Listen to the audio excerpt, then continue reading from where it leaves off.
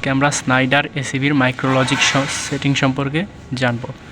এটি মূলত একটি স্নাইডার মাস্টার প্যাক 1250 অ্যাম্পিয়ারের এসিবি এবং এখানে মাইক্রোলজিক 5.0 দেওয়া আছে।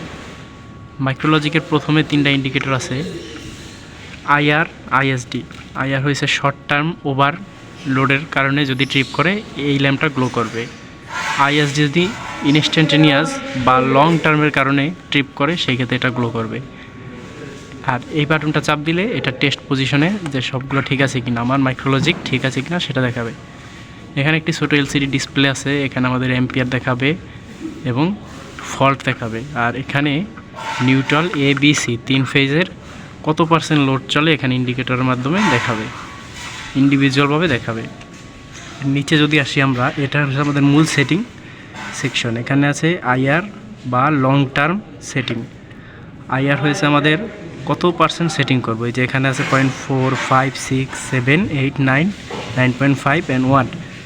এটা হচ্ছে আমাদের সেটিং পার্সেন্ট। যদি আমরা 0.4-এ এখন আছে, তার মানে এটা আমাদের 1250, এর ফর্মুলা হয়েছে 1250 × 0.4। তাহলে যে অ্যাম্পিয়ারটা আসে এখন ওই অ্যাম্পিয়ারের সেটিং আছে। যদি ওই অ্যাম্পিয়ার ওভার ক্রস করে তাহলে এখানে টিআর, তখন টাইম যদি 0.5 সেকেন্ড দেওয়া আছে তখন 0.5 সেকেন্ড পরে ট্রিপ করবে। এখানে আছে আমাদের short term ISD short term.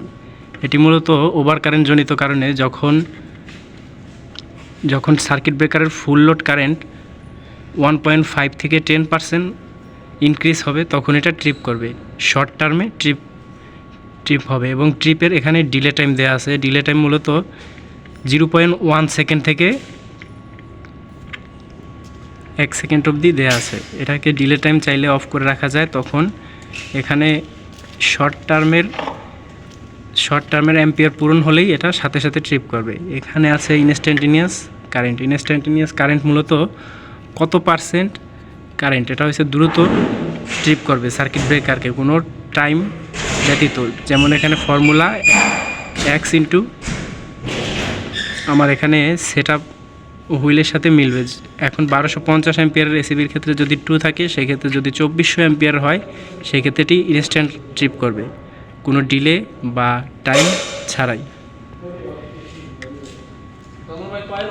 এই অবধি ছিল আমাদের মাইক্রোলজিকের সেটিং।